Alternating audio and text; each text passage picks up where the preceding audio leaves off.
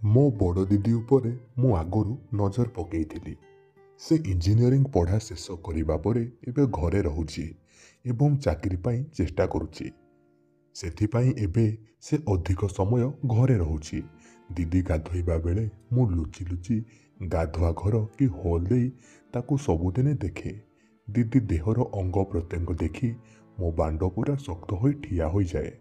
ମୁଁ ମୋର ବାଣ୍ଡକୁ ଧରି ମୁଠି ମାରେ। ଦିଦି ଗାଧୋଇବା ବେଳକୁ ବୋଉ ଶୋଇଥାଏ। ଦିନ 12ଟା ପରେ ଦିଦି ଗାଧାଏ। ଘରର ଯାବତୀୟ କାମଦାମ କରି ଥକି ଯିବାରୁ ବୋଉ ପୁରା ଶୋଇପଡ଼ିଥାଏ। ମୁଁ ଏବଂ ମୋର 2 ଭଉଣୀ ସାଙ୍ଗ ହୋଇ ଗୋଟିଏ ରୁମ୍ରେ ଶୋଉ। ଗୋଟିଏ ରୁମ୍ରେ ଗୋଟିଏ ବିଛଣାରେ ଶୋଇଲେ ବି ରାତିରେ ଦିଦିକୁ ଛୁଇଁବା ପାଇଁ ମୁଁ ସାହସ କରିପାରୁନଥିଲି। ମୁଁ ଦୂରରୁ ଶୋଇଥିବା ମୋ ଦିଦିର ଚେହେରାକୁ ଚାହିଁ ମୁଠି ମାରି ମୋ ଦେହର ଗରମକୁ ଥଣ୍ଡା କରୁଥିଲି।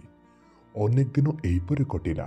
ଦିନେ ମୁଁ ସାହସ କରି ଦିଦିର ଦୁଧରେ ହାତ ମାରିଲି। ଦିଦି ଦୁଧରେ ହାତ ବାଜିବା ମାତ୍ରେ ଉତ୍ତେଜନାରେ ଚଡ଼ି ଭିତରେ ମୋର ବାଣ୍ଡ ପୁରା ଶକ୍ତ ହୋଇ ଠିଆ ହୋଇଗଲା। ହେଲେ ହାତ ମାରିବା ବ୍ୟତୀତ ମୁଁ ଡରରେ ଆଉ କିଛି କରିପାରିଲିନି। ଏପରିକି ଦୁଧକୁ ଟିକିଏ ଦଳିବା ପାଇଁ ବି ମୋର ସାହସ ହେଲାନି। ଦିଦି ଛାତିରୁ ହାତଟା ଖସେଇ ଆଣିଲି। ସବୁଦିନ ପରି ମୁଠି ମାରି ମୁଁ ଶୋଇପଡ଼ିଲି। ତାପରେ ଦିଦିକି ମୋର ବାଣ୍ଡ ଦେଖିବାକୁ ଚେଷ୍ଟା କଲି। ଗାଧୋଇବାକୁ ଯିବା ବେଳେ ଦିଦିକୁ ମୋର ବାଣ୍ଡ ଦେଖିବା ପାଇଁ ଭାବି ମୋ ବାଣ୍ଡକୁ ଶକ୍ତ କରି ଠିଆ କରାଉଥିଲି ଏବଂ ତା ଆଗରେ ଏପରି ଭାବରେ ବୁଲାଚଲା କରୁଥିଲି ଯେପରି ମୋର ପ୍ୟାଣ୍ଟ ତଳେ ଶକ୍ତ ହୋଇ ଠିଆ ହୋଇଥିବା ବାଣ୍ଡକୁ ସେ ଦେଖିପାରିବ। ଏମିତି ହେଲା ଯେ ଦିଦି ମୋର ଉଚ୍ଚା ବାଣ୍ଡକୁ ଦେଖି ହସି ଦେଇ କହିଲା, ରାହୁଲ ତୁ ବଡ଼ ହୋଇଗଲୁଣି। ମୁଁ ବି ହସିଦେଲି।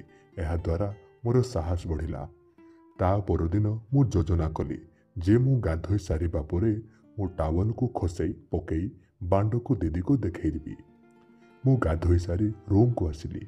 ଦିଦି ରୁମ୍କୁ ଆସିବାକୁ ଅପେକ୍ଷା କଲି। ମୋତେ ଜଣାପଡ଼ିଲା ଦିଦି ରୁମ୍କୁ ଆସୁଛି। ଦିଦି ଯେମିତି ରୁମ୍ର ଡୋରକୁ ଖୋଲିଛି ମୁଁ ମୋ ଟାୱଲକୁ ଖସେଇକି ପକେଇଲି। ମୋର ଶକ୍ତ ହୋଇ ଠିଆ ହୋଇଥିବା 7 ଇଞ୍ଚର ଲମ୍ବା ବାଣ୍ଡ ଦିଦିକୁ ସଲାମ କରିବା ପାଇଁ ପ୍ରସ୍ତୁତ ହୋଇଥିଲା। କିନ୍ତୁ ରୁମ୍ ଭିତରକୁ ଦିଦି ନୁହେଁ, ବୋଉ ପଶି ଆସିଲା। ବୋଉକୁ ଦେଖି ମୁଁ ପୁରା ଡରିଗଲି।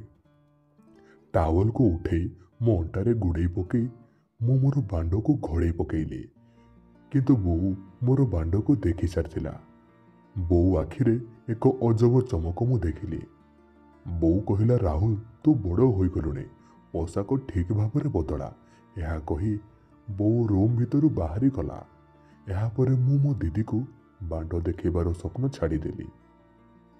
କିନ୍ତୁ ସେହି ଦିନ ପରଠାରୁ ବୋଉର ମୋ ପ୍ରତି ବହୁତ ନଜର ରହିଥିବାର ମୁଁ ଲକ୍ଷ୍ୟ କଲି।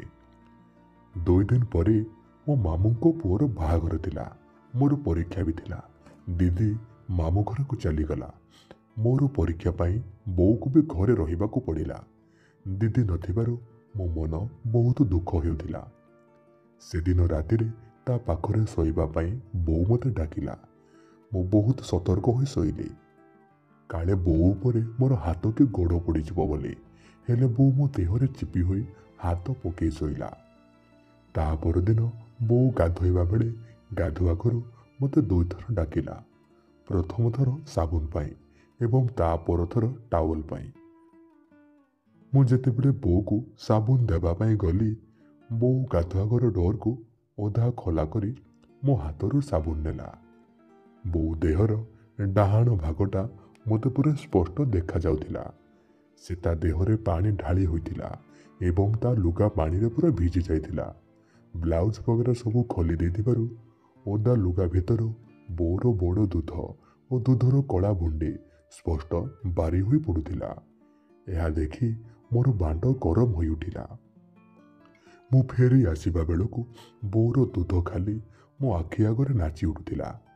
ଦ୍ୱିତୀୟ ଥର ଯେତେବେଳେ ବୋଉ ଟାୱଲ ଦେବା ପାଇଁ ମୋତେ ଡାକିଲା, ମୁଁ ଭାବିଲି ଏଥର ଆଉ କିଛି ଅଧିକ ଦେବା ପାଇଁ ମିଳିବ, ମାନେ ଦେଖିବାକୁ ମିଳିବ।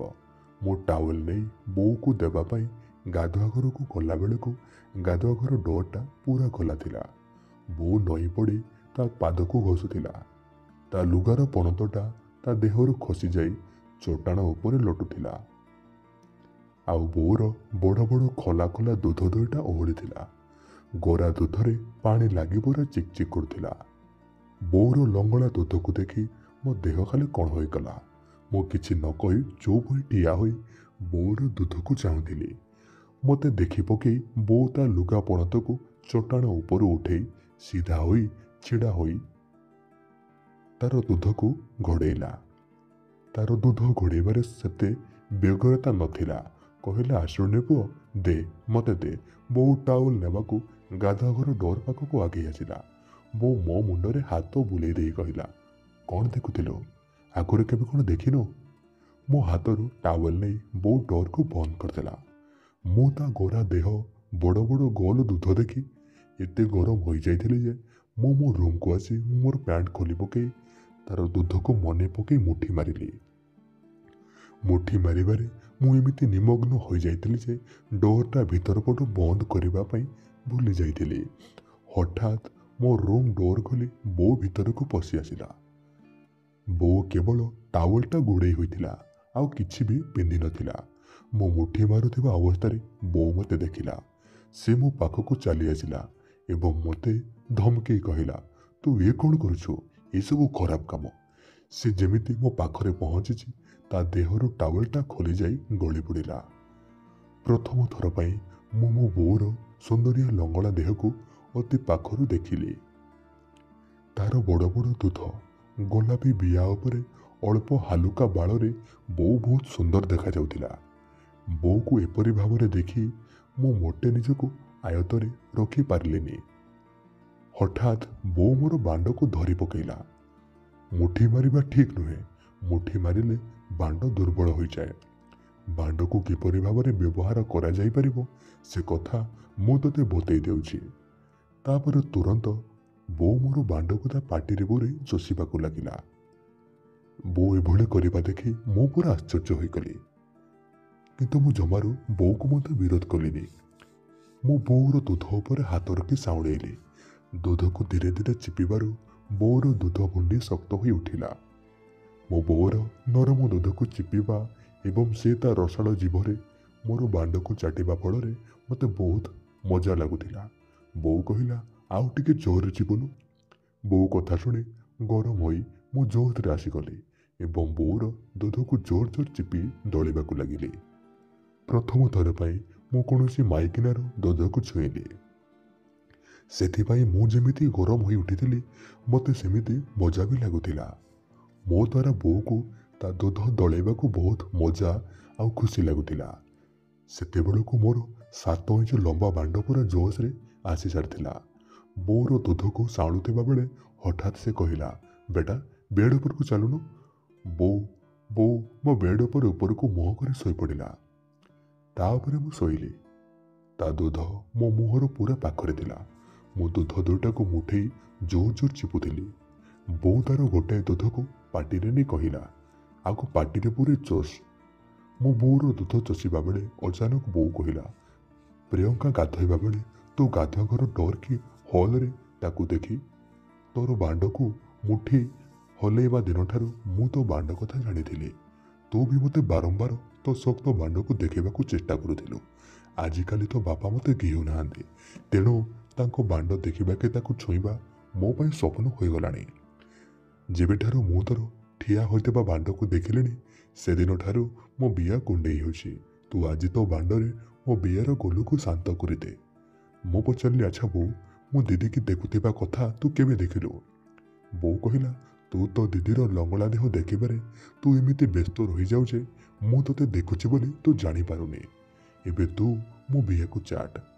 ତାପରେ ମୁଁ ତଳକୁ ଯାଇ ବୋଉର ବାଳୁଆ ବିଆକୁ ଜୋରରେ ଚାଟିବାକୁ ଲାଗିଲି। କିଛି ସମୟ ଚାଟିବା ପରେ ମୁଁ ବୋଉର ବିଆ ଭିତରେ ଗୋଟାଏ ଆଙ୍ଗୁଳି ପୂରେଇଲି ଏବଂ ଆଗପଛ କରିବାକୁ ଲାଗିଲି। ବୋଉର ବିଆରୁ ପାଣି ବାହାରିବା ଆରମ୍ଭ ହେଲା। ବୋଉ କହିଲା, ତୁ ମୋତେ ଆଉ ଛଟପଟ କରନି। ତୋ ବାଣ୍ଡ ପୁରେ ଗେଇ ଗେଇ ମୋ ବିଆକୁ ଆଜି ଫଟେଇ ଦେ। ମୁଁ ସଙ୍ଗେ ସଙ୍ଗେ ବୋଉ ଉପରେ ଶୋଇପଡ଼ି ତାର ଦୁଧକୁ ପୁଣି ଚିପିଲି ଏବଂ ତା ରସାଳ ଓଠକୁ ଚଷିବାକୁ ଲାଗିଲି। ତାପରେ ତା ଦୁଇ ଗୋଡ଼କୁ ମେଲେଇ ତା ବିଆ ଉପରେ ମୋର ବାଣ୍ଡକୁ ରଗଡ଼ିଲି। ବୋଉ ପାଟିରୁ ଅସ୍ପଷ୍ଟ ଚିତ୍କାର ବାହାରିଲା। ଗିଁ କରିବାର ଅଭିଜ୍ଞତା ମୋର ନଥିଲା କି ମୁଁ ଆଗରୁ କାହାରିକୁ କେହି ନଥିଲେ। ନୂଆ କରି ବୋଉକୁ ଗେହିବା ପାଇଁ ତା ବିଆରେ ମୋର ବାଣ୍ଡ ପୂରେଇବା ବେଳକୁ ମୋତେ ବହୁତ କଷ୍ଟ ଲାଗିଲା। ମୁଁ ଜୋର କରି ମୋର ବାଣ୍ଡକୁ ବୋଉର ବିଆ ଭିତରେ ପୂରେଇବା ପାଇଁ ଚେଷ୍ଟା କରିବାରୁ ବୋଉକୁ ବି କଷ୍ଟ ହେଲା। କିନ୍ତୁ ପ୍ରଥମରୁ ତା ବିଆ ଭିତରେ ମୋର ଆଙ୍ଗୁଳି ପୂରେଇ ଭିତର ବାହାର କରିଥିବାରୁ ବିଆ ଟିକିଏ ଓଦା ହୋଇଯାଇଥିଲା। ବୋଉ ବି ମୋର ବାଣ୍ଡକୁ ଧରି ନେଇ ତା ବିଆ ଭିତରକୁ ପଶିବାର ବାଟ ଦେଖେଇଲା। ତେଣୁ ବିଆର ଠିକ୍ ରାସ୍ତା ମିଳିଯିବା ପରେ ଗୋଟାଏ ଧକ୍କାରେ ମୋର ବାଣ୍ଡର ଅଗ ଭିତରକୁ ଗଳିଲା। ଆଉ ଗୋଟାଏ ଧକ୍କାରେ ମୋର ଗୋଟାକ ଯାକ ବାଣ୍ଡ ବୋଉର ଲହୁଣୀ ବୋଳା ବିଆର ଅତି ଭିତରକୁ ଗଳିଗଲା। ବୋଉ ଚିତ୍କାର କରି ଉଠିଲା, ତୁ ମୋତେ ମାରିଦେଲୁ ବେଟା। ଲାଗୁଥିଲା ବୋଉକୁ ବହୁତ କଷ୍ଟ ହେଉଛି। ମୁଁ ବୋଉର ବିଆ ଭିତରେ ବାଣ୍ଡ ପୂରେଇ ଦେଇ କିଛି ସମୟ ଚୁପଚାପ ପଡ଼ି ରହିଲି। ବୋଉର ଟାଇଟ୍ ବିଆ ମୋ ବାଣ୍ଡକୁ ଭିତରେ ଭିତରେ ଦଳି ପକାଉଥିଲା। ମୁଁ ହାତ ବଢ଼େଇ ବୋଉର ଦୁଇଟା ଯାକ ଦୁଧକୁ ଧରିଲି ଏବଂ ପାଟି ଭିତରେ ପୂରେଇ ଚଷିବାକୁ ଲାଗିଲି। ବୋଉକୁ ଟିକେ ସମୟ ମିଳିଲା। ସେ ତା ଅଣ୍ଟାକୁ ହଲେଇବା ଆରମ୍ଭ କରିଦେଲା। ବୋଉ ମୋତେ କହିଲା, ବେଟା ତୁ ଗେହିବା ଆରମ୍ଭ କର। ଏହା କହି ସେ ତା ଗାଣ୍ଡିକୁ ହଲେଇଲା। ମୁଁ ମୋ ଗେହିବାର ବେଗ ବଢ଼େଇଦେଲି ଏବଂ ଜୋର ଜୋର ବାଣ୍ଡକୁ ବିଆ ଭିତରେ ଭିତର ବାହାର କରିବାକୁ ଲାଗିଲି। ବୋଉ ପୁରା ମସ୍ତିରେ ଆସିଯାଇଥିଲା ଏବଂ ତଳପଟୁ ସେ ତା ଅଣ୍ଟାକୁ ଉଠେଇ ଉଠେଇ ମୋର ବାଣ୍ଡକୁ ଦାବିବାର ଉତ୍ତର ଦେଉଥିଲା।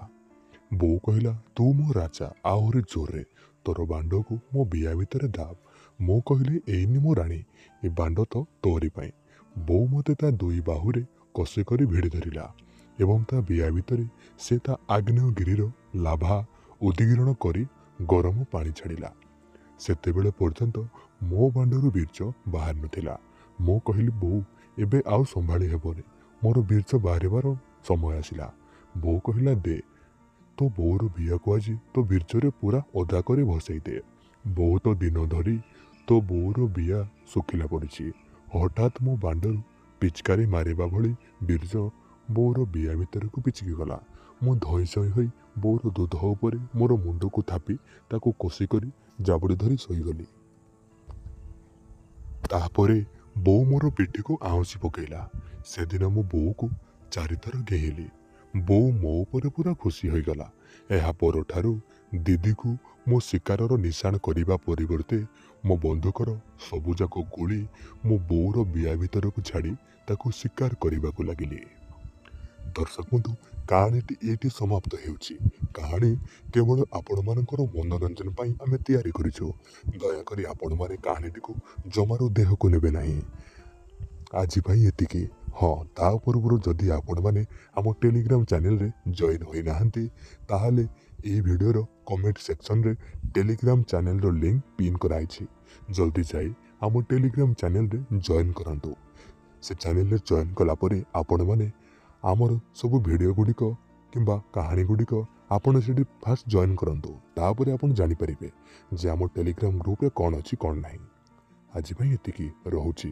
ଦେଖା ହେବା ଆଉ ଏକ ନୂଆ ଭିଡ଼ିଓର ଏଇଭଳି ଏକ ନୂଆ ରୋମାଞ୍ଚକର କଷ କାହାଣୀ ମାଧ୍ୟମରେ। ସେଥିପର୍ଯ୍ୟନ୍ତ ଆମ ସହିତ ଯୋଡ଼ି ହୋଇଥାନ୍ତୁ।